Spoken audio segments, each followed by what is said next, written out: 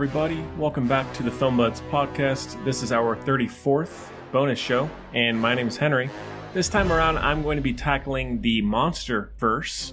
So starting, I mean, you could call it a reboot of it or a sequel to Godzilla from 2014, Kong Skull Island, Godzilla King of the Monsters, and then ending off with Godzilla vs. Kong. There are many more films planned with Godzilla and Kong and who knows what other creatures coming in the next few years. There are, of course, a huge number of Godzilla movies, a lot of Kong movies that have come. So it's a pretty legendary, pun intended there, franchise and series of franchises. But I figured we've talked about maybe one on the show before, but I wanted to get all of them together because I am a huge Godzilla fan. It's just starting off. I like King Kong to a certain extent too, but I'm a Godzilla head for sure. Godzilla all the way. Sorry if that's a hot take, but it's true. And thank you very much for downloading, for subscribing, donating, streaming, whatever you did to get this episode. And if you aren't subscribed to our regular show and on Bandcamp, please do. You get a lot of great content, rate the show, all that good stuff. Follow us on social media at FilmBuds. Just, keep up with FilmBuds.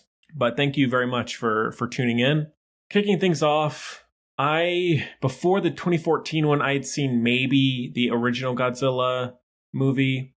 Up until then, I liked Godzilla. I just wasn't all that familiar with it. And this 2014 movie really brought me back as it did many possibly, or maybe introduced people for the first time to Godzilla. I love monster movies. I don't love cinematic universes like this where they have to incorporate all these other ones from different movies and then they fight. Like I don't love all that stuff. I just wish, honestly, standalone movies are good enough for me. So the cinematic universe part, I don't love. I don't need that. But hey, it is what it is. Godzilla is better than no Godzilla, so I'll take it.